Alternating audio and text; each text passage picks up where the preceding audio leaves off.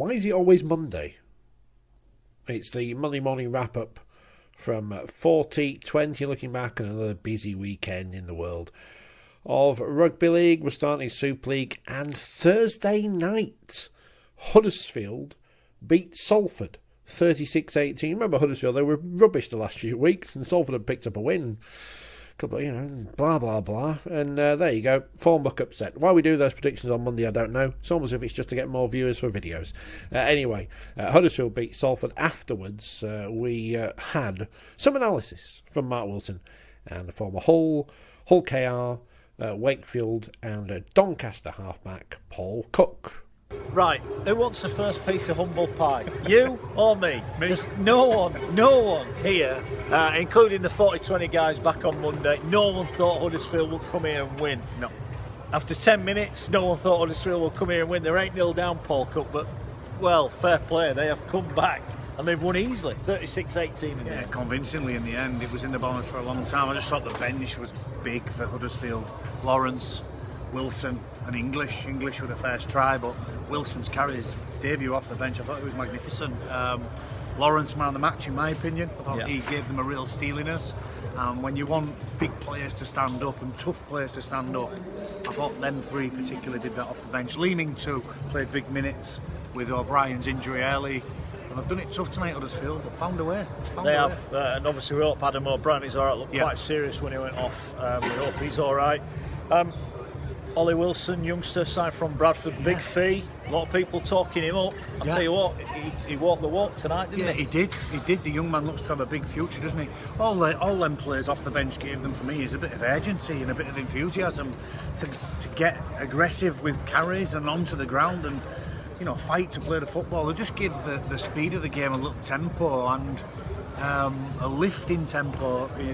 Momentum swung in the Giants' direction from them three, in my opinion, off the bench, and off the back of that, they just, they played some really good stuff and hung in there and ground the result out, and a couple of tries off kicks. The McIntosh one, second half, first try, second half was a bit of a killer for Salford. I thought they started the second half really well, and then Gil Dudson's penalty, McIntosh puts the ball down, and then all of a sudden it's. Well, that was the turning point of the game. 2 points in front of half-time, Huddersfield. They're penned inside their own 30. Dudson tackle 5, high tackle on English, go down the other end. McIntosh scores a great try.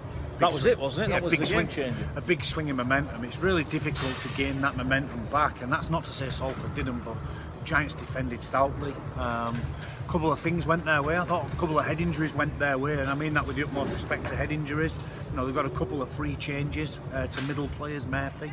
Clough first half, Jackson Hastings' kicks just didn't quite bobble up for a couple of players. Lolohea one and then Lannan the second one. So they've rode the luck a little bit, but when you're at the bottom you need that little bit of luck, and sometimes it doesn't go your way.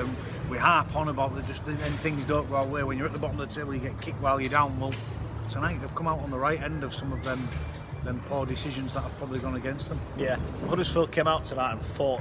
They showed some backbone tonight. And I think we said that pre-game was Hull Kingston Rovers, Leeds and London look like they've got some fight in them. For the last 4 weeks, Huddersfield have had no fight, or it seems no fight in games. They've rolled over, if you like, and conceded lots of points. Well, tonight at 8-0, you'd have been forgiven for thinking that Salford would roll over the top of them again and rack up a big score. But I thought that the Giants have been fantastic tonight, particularly, as I said, off the bench, with that momentum swing with the three players in the middle of the field. But some other big performances. Senior on the left wing drops his first couple, catches everything else, and Wardle with the try at the end. They've got some good young players. He's a good player, isn't he, Jacob Wardle? Very good young player, and I think that'll be the pleasing thing. Look, I want to ask you about an incident at half time. It looked to me like Richard Hewlis went down the tunnel into the dressing room with a coach. Well, we don't know whether he's gone into the dressing room. There's been a couple of comments on Twitter about he may have gone to check on Adam O'Brien. Well, if that's the case, go after 9 minutes and check on the boy. I just don't like backroom staff or people above the coaching staff going in with He was down at pitch side as well at the end. But maybe it's a show of defiance for the coach. Okay. An arm round his shoulder to say that we're with you. I did notice Ken Davey down there at the end of the game too. He throws his money and he can go where he wants, of course he can. But I just think coach is coach, and CEOs run the club. They look after contracts and negotiations, and owners throw the money in, they're entitled to an opinion anytime they want, but the best ones stay in the background for me. What it does do, though, it shows just how tense it is at the bottom, doesn't it? You know how much this is affecting everyone. Well, we're sat just a row in front and probably 5 places to the right of Simon Wolford, and we can hear him. There's some expletives on the TalkSport too, and we have to apologise that, you know, it seems every 5 minutes, because it is so tight and so tense, and the pressure is on everybody, and you know, little decisions, you know, kicks of the ball, you hear Wolford get animated about, you know, tries, no try. We saw him think that the Akuma Tai try was dropped, and he thinks he's dropped the football. So there's emotion with it all, isn't there? And the coaches live it, the fans live it, we all live it from the sidelines. I mean, we're neutral tonight, not bothered who wins, but you can feel the tension. More from Mr Wilson again in a moment. On Friday night, it was Hull 12, St Helens 40. Castleford 10, Leeds 18. Not a classic, but Leeds won't be bothered. They pick up their second straight victory, their first win at Cass since 2015, to move on to 16 points. They're 9th in the Super League table, level with the Huddersfield Giants. Here's both coaches speaking after the game. First Richard Agar, and then it's Darryl Powell. Commitment, really. Commitment from our guys. To defend 20 odd good ball sets, most of them on your own try line, I thought were just an incredible effort for each other. You know, system-wise, tackle-wise, effort, trying to close them down. You know, even the try, I'm not sure how it looked to me. It looked like it squeezed the forward pass out for the first one. And they're a good team. You know, they throw plenty at you. You know, there's a couple of players missing tonight, but they still threw plenty at us. And then to get the double whammy, kick off on the full. And then another try, which were excellent. I thought, obviously, then that we're going to test our resolve. But again, full of big moments, I think. Big moments in the game, whether they be brain explosions, good bits of play, tries. But yeah, I thought, really proud of what our guys have committed to each other in terms of defensive effort. You know, tonight I thought the defence were just magnificent, really. And we've said for a while, if we can concede 2 tries a game, which has been, you know, apart from Saints, that's close to where we've been at. We'll always be with a chance. We know we're going to have to improve as attack. On the back of a big penalty count tonight, on the back of a sizable penalty count. So yeah, tremendous spirit and a magnificent effort. Need to get better with the ball at times. I thought we were poor. I thought the amount of errors that we coughed up in the first half just put us under too much pressure, and Leeds took advantage. I suppose 6-0 is pretty tight at half time, but then we conceded straight after half time, and I thought it was a really soft try, and that hurt us as much as anything. And we never really played well. We made too many errors, and then we get ourselves back in the game. Our decision making, I think that pass from Greg's just not on. It's just too long. That's a poor decision. They score on the back of that, and that's the game really. So yeah, I just thought disappointing. I don't think at any point we played with any fluency. I mean, I think obviously our half-backs, you know, we've got half-backs sat down all over the place. So having to put Pete in there, you know, John was so good at full-back that last week that we put Pete in at half, and no, I don't think that worked. I don't think we got any fluency in our attacking play. And Leeds just about deserved it, I thought. Thought there were some tough calls against us, but ultimately, you know, Leeds deserved to win the game, and we were a long way off, really, anywhere near our being at our best. In some ways, it's understandable. You know, we got key players missing, but you know, we should be able to come up with a better effort than that, I think. Not the best way to celebrate a new deal for the Tigers, coach Darryl Powell. Elsewhere on Friday, it was a big game at the DW Stadium, and Wigan continued their great run of form. They, at the end of the weekend, were 4th in Super League after a big win over Hull Kingston Rovers, 52 points to 10. And Scully was alongside Mark this time. Tonight, let's be fair, Hull KR have been absolutely annihilated by a 9-try performance from Wigan, who showed tonight why they're the Super League champions. Absolutely, and I say the performance, what I've seen from Wigan here tonight was simple, sensational, and put a marker down. And for the last 4 or 5 weeks, they've been going about the business very, very quietly. Nobody's really took much notice, but in the top 5, and here tonight, before the game started, I thought Ulster Rovers, after that brilliant performance last week at the Hull derby, come here with playing in confidence, and I fancied Ulster to win, and I predicted them, to win by 10 points. But Wigan themselves, defensively, ball in hand, players as individuals, as a team collectively, absolutely sensational. And a question, will they miss Sean O'Loughlin? Will George Williams take on the responsibility, as he should be doing from a point of view where organising, creativity, kicking, support play, he had all that tonight. And Wigan, quite simple here tonight, Mark, they have put a marker down. Yeah, they have. Andy's asked on Facebook, you can get in touch on the comments as well. He said, well, Wigan good or Hull KR poor? I thought Wigan were brilliant tonight. As I've just said, I've said a couple of times, again I'll repeat myself, simply sensational. Yeah, Ulster Rovers, they'll feel disappointed, but Ulster, they had enough opportunities, they had enough position, and they had enough field position from there, and at times just the half-backs were clueless, and with not a lot of variation, the ball was coming out too slow to the outside backs, but the Wigan defence were brilliant. When you talk about attitude, you talk about desire, you talk about commitment, it's in Wigan's DNA, the pride what they have in their defence. But no, Wigan were brilliant. All right, Ulster Rovers were off, taking nothing away from the scoreline, and fully deserved it. Yeah, they did indeed. People, coaches talk about attitude, defences and attitude. Tonight, even at the end there, 52-10 up, you could have forgiven them. Hull KR kicked the ball ahead, they could have scored. Guy catches it on the line, 6 blokes around him, dragging him back into the field of play. They just do not want to let points in. Now, people are going to go, you're overreacting. They only beat Hull KR. This was a performance tonight that would have beaten pretty much most sides, wouldn't it? Absolutely, there's no two ways about it. And one thing to show here now is that Warrington and Hull will be looking over the shoulders, because Wigan are the holders, and they don't want to give up that title very, very easily. And I say they've got players who have been there, seen it, done it. This is the business end of the season. And no, we're not reacting. We're not reacting. And when people do see this, the highlights of this Wigan performance, it was quite simply sensational. And it's in Wigan's DNA, since the Michael Maguire days, and we all know about Sean Wayne's days here from the day, but where they proud themselves on defence. They don't want to let anybody to score, and tonight they identified that. In bucket loads here tonight.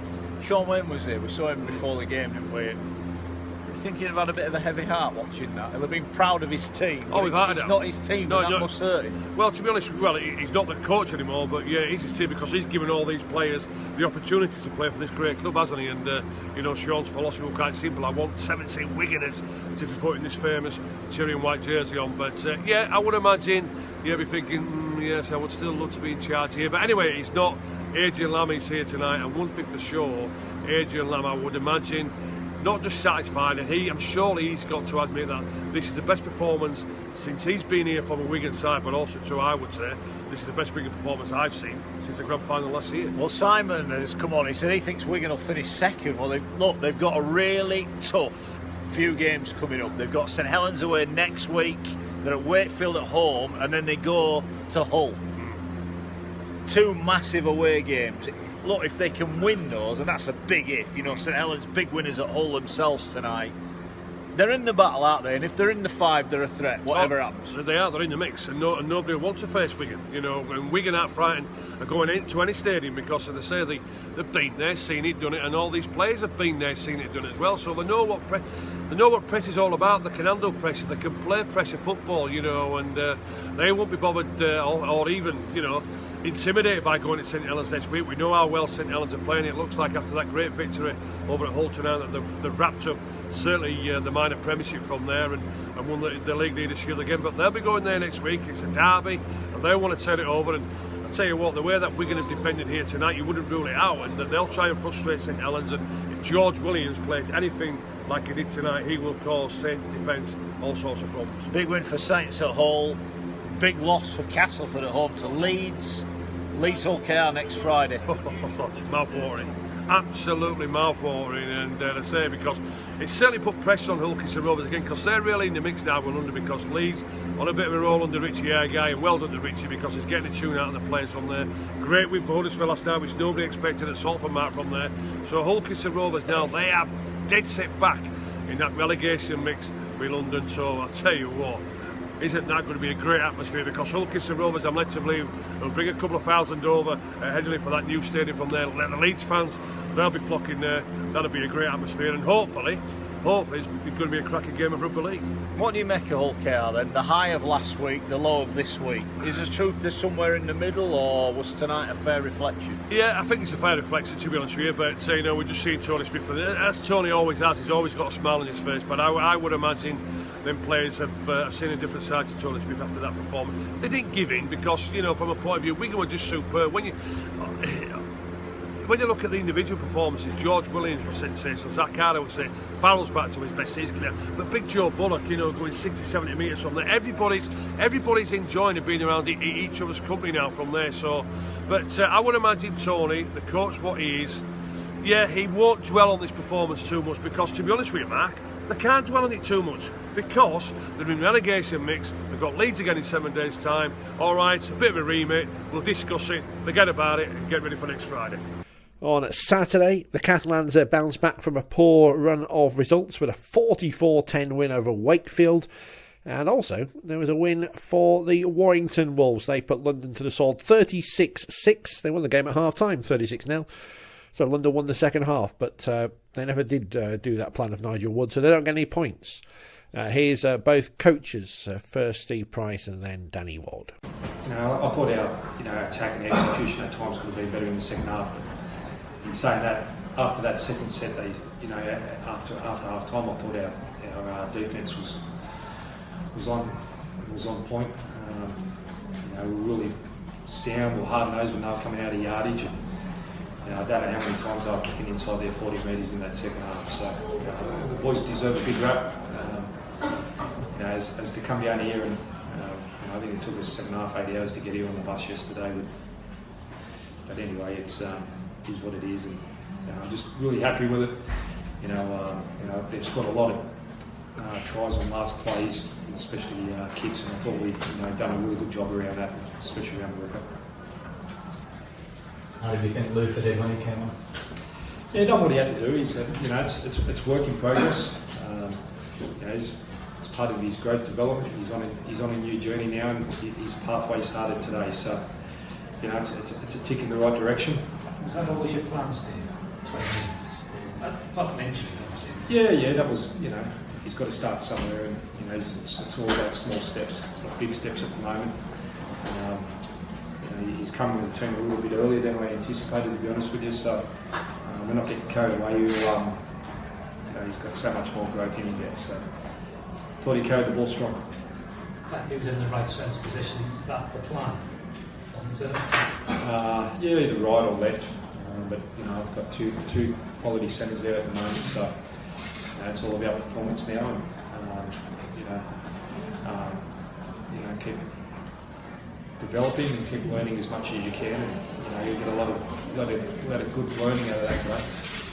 Does he come in earlier because of his own actions or because of circumstances? Because of his own actions, yeah, definitely the way he's highly detailed at training, in and around training.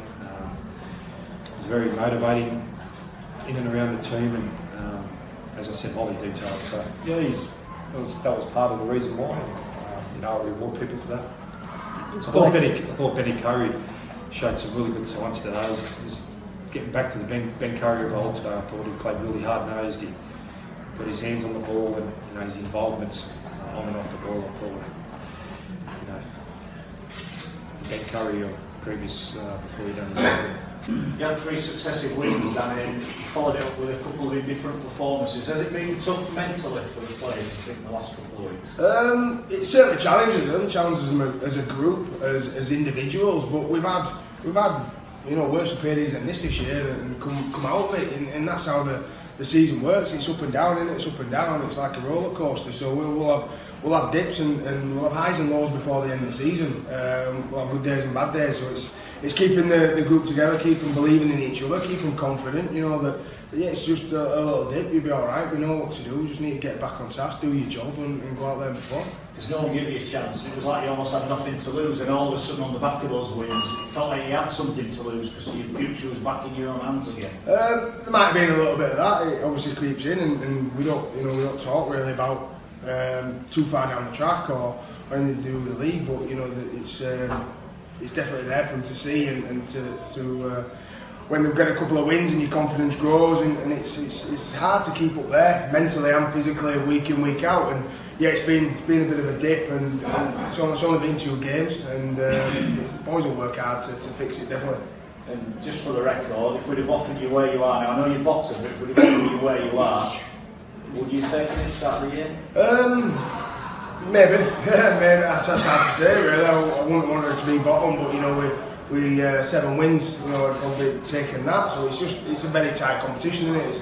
It can all change in a week. You know, that's why there's certainly no panic. It can all change in a week, and the outlook of the league can just change all of a sudden. Like I said, we won a couple of games, and all you boys are talking about playoffs and stuff like that. So it can flip like that. Like I say, we just take one game at a time, and the old cliche, and we'll be back into it. We've got a short turnaround to Hull on Thursday. I'm going to ask you about that. Injury-wise, you had a few out today. Are they going to be back Thursday? I'd like to think so. There were a couple of concussions in there, so they've gone through the normal 7-day protocol with that. Pixie had a bit of a knock that he just couldn't get round from, but I thought the boys who stood in for them lads did a good job today. Sid did a great job in the back row, replacing Pixie for his first game in back row as well. So it gives the other lads an opportunity in the squad, and a few of them stuck their hand up. It's also marked the debut for the former England Rugby Union centre Luther Burrell, and he spoke afterwards about his experiences in rugby league so far. You've achieved a lot in sport, but what's this been like as a life experience? Because talk about getting out of your comfort zone. I think it's exactly that. It's one reason why I wanted to do it. I'm an athlete first and foremost. I'm a sportsman. I want to keep pushing myself. I don't want to get comfortable. I don't want to get complacent. I guess I want to keep pushing myself, and this is probably the biggest challenge for me. Like I say, I've managed to achieve some good things. Yeah, of course, I have some great things, and this is a huge challenge on what is obviously still my journey. I feel like my new path started today. And you talk about a step on the ladder. Is the top of that ladder becoming a regular at Warrington? 100%. Has to be. And I do know what can happen after that, but I want to represent this club. I want to be, a regular face amongst this group of players, and for me, it's a starting point for that today, and a starting point of obviously my new journey. Super League table then, Saints top 38 points, Warrington on 30, Hull FC 24, Wigan and Catalans on 22, Cass on 20, Salford and Wakefield on 18, Leeds and Huddersfield on 16, and Hull, Cowan and London adrift now, 2 points adrift anyway, on 14 points. London bottom on points difference. What a massive game it is on Friday night at Emerald Headingley Stadium. Leeds versus Hull Kingston Rovers will be an absolute barn burner in terms of the result. Thursday it's Hull FC London. Also on Friday, Huddersfield Catalans, St Helens Wigan, Wakefield Castleford, and Warrington versus Salford. Into the Championship. This weekend it was a win for York over Sheffield 23-16 on Friday night. Toronto beat Halifax 34-12. Bradford edged out to lose 26-24. It was Widnes 40, Rochdale 12, Swinton 20, Batley 18. Big result for the Lions. Big one for Featherstone as well, 24-20 over Lee, having trailed at half time. And Dewsbury beat Barrow 40 points to 26. Toronto still top, 10 clear on 38. And then York now up into second on 28. Toulouse, worrying form for them. They've lost 3 of their last 4. They're on 26 points along with Featherstone and Lee. Bradford just outside the top 5 on 24. Then it's Sheffield on 22. Halifax on 16. Swinton on 14 now after 3 wins in their last 4, pulling themselves away from the relegation zone. Widnes, Batley both on 12. Batley on an awful run at the moment. Dewsbury on 11. Barrow on 9 and Rochdale on 2. So that's how big a result that was today for Dewsbury, beating their relegation rivals. In League 1 over the weekend, it was West Wales 0, Doncaster 72, London Skolars 20, Coventry 36. Great result for the Bears. Skolars who've lost their last 3 having had a great start to the season. On Sunday, Whitehaven beat Oldham 16-10 to remain top of the table. Hunslet at 12, Newcastle 26 and Crusaders 30, Workington 18. So a big win for the Crusaders. Top of the table, Whitehaven 2 points clear of Newcastle. They're in good form at the moment. The Thunder just 2 points behind. Oldham on 18, Doncaster and Hunslet on 16. The Scholars on 15, Workington on 12. Same points as the Crusaders, who've won their last 3 now. Coventry on 8, Keighley on 1 and West Wales on 0. It's also a Challenge Cup semi-final weekend in the women's game. Leeds Rhinos will defend their title. They beat St Helens. They came from behind to win by 16 points to 10. You can never write off the Rhinos. And they will meet the Castleford Tigers, who took plenty to the Mobile Rocket Stadium and they scored plenty of points as well. 100 points to 0. I was there, and in fairness to Wakefield, I think they had 5 sets of 6 in the whole game, and they completed most of those as well. Unfortunately, Castleford had the ball for the rest of the match and notched all those points. We'll hear from one of their try scorers, of which there are many, Kelsey Gentles, in a moment, but first here's their coach, Lindsay Anfield. First of all, Lindsay, congratulations through to the Challenge Cup final again. How can you sum up that performance? 100-0, it's obviously a very comprehensive scoreline. Yeah, it is, but I feel like we did actually get something from it. You know, them scorelines sometimes it, you know, affects the way that you play, and we spoke about that this week, and we had to make sure that we were preparing ourselves properly if we got to the final, and I think actually the girls did that for me today. Always the thing, whenever I speak to coach or players after a game like this, they always talk about the defence, and you gave away some opportunities whatsoever. No, and I think when they did have to defend, they stepped up, and we didn't look fragile at any point. So yeah, I'm just pleased that we held our shape. They didn't get whitewash fever and everybody wanting to score. So they did the job, they played the role, and that's all I can ask of them really. And now you know that you've got Leeds in the final repeat of last year. The word revenge is obviously going to be the one that springs to mind, but obviously a very professional outlook before that game. Yeah, definitely. Like we didn't know who we were going to get, Leeds or Saints, but now we'll just have to make sure that we prepare well and get one back for last year, hopefully. If you're big favourites going into today, you will be the favourites going into the final. Do you mind that tag? Does it worry you at all? No, I don't think so. You know, we just speak a lot about focusing on us and make sure we're just getting better each game, and it doesn't really matter who the opposition are. So yeah, for us, we'll bring on Leeds and hopefully we'll peak at the right time. Obviously you beat them at home and nilled them at home earlier in the season. Are you pleased with the progression in the side since then? Yeah, I think after that period where we beat them and beat Saints, we had a bit of a dip, you know, maybe the girls got a little bit complacent, but we spoke about it that much that I don't think there's any room for that now. We've had quite a lot of players out and hopefully a lot of them will be coming back in the next couple of weeks to hopefully get to the final. So yeah, it's about peaking at the right time and hopefully getting a fully fit 17 on the pitch at the final. And I guess on today's game it would have been easy perhaps to rest some of the key players, but you put them out there, they put on a performance for the fantastic Castleford supporters who made the trip. Yeah, they did, and to be honest, we only had 15 fit players today. We've got that many injuries, and so we knew that the key players had to step up and put minutes in. Took Tara off just 20 minutes before the end just because she has got a bit of a foot problem. But yeah, touch wood, no injuries off the back of today, apart from Sinead, who's got a nice shiner. But yeah, hopefully one more game and then the final, and like I said, we want 17 fit players hopefully.